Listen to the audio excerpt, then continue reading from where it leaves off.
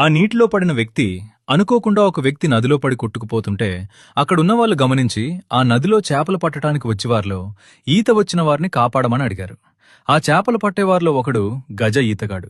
కాని ఆ ఈతగాడు నదిలో కొట్టుకుపోతున్న వ్యక్తిని చూసి ఒక నవ్వు నవ్వి, కంగారు పడకండి, కాసేపు ఆగాక వెళ్తానన్నాడు.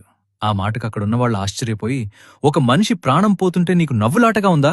నీకు కావాలంటే డబ్బులు పడేస్తాం, ముందు వెళ్ళి కాపాడు అనగానే ఆ ఈతగాడు మళ్లీ నవ్వి ఇంకోసారి నదిలోతులో తొంగి చూశాడు. ఈసారి క్షణం ఆలస్యం చేయకుండా దూకేసి ఈ వ్యక్తి జుట్టు పట్టుకుని ఒడ్డుకు తీసుకొచ్చి అతను తాగిన నీళ్లని కక్కించాడు. మొత్తానికి ఆ వ్యక్తి బ్రతికాడు.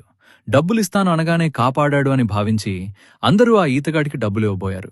అయితే ఆ ఈతగాడు నవ్వి, నాకొద్దు అనగానే మరి ఎందుకు ఆలస్యం చేశావని అడిగితే, ఒక ఈతరాని వ్యక్తి ప్రమాదవశాత్తు నదిలో పడిపోతే ప్రాణభయంతో ఎలాగైనా బయటికి రావాలనే తాపత్రయంతో తమ కాళ్ళు చేతులు చాలా బలంగా ఆడిస్తారు. అలా వాళ్లు భయంతో ఉన్నప్పుడు వాళ్ళని కాపాడటానికి వెళ్లిన వారిని కూడా ముంచేస్తారు. కాబట్టి వారు అలసిపోయిన తర్వాత వారి దగ్గరికి వెళ్తే చాలా సులువుగా దొరికేస్తారు. అందుకే నేను ఆలస్యంగా అతని దగ్గరికి వెళ్లానని సమాధానం ఇచ్చాడు. మనకు ఓపిక ఉన్నంత వరకు దేవుని దగ్గర నుండి సహాయం దొరకదు.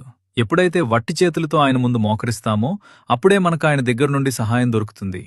దేవుడు మనకు ఆశ్రయమును దుర్గమునై ఉన్నాడు. ఆపత్కాలములో ఆయన నమ్ముకునదగిన సహాయకుడు.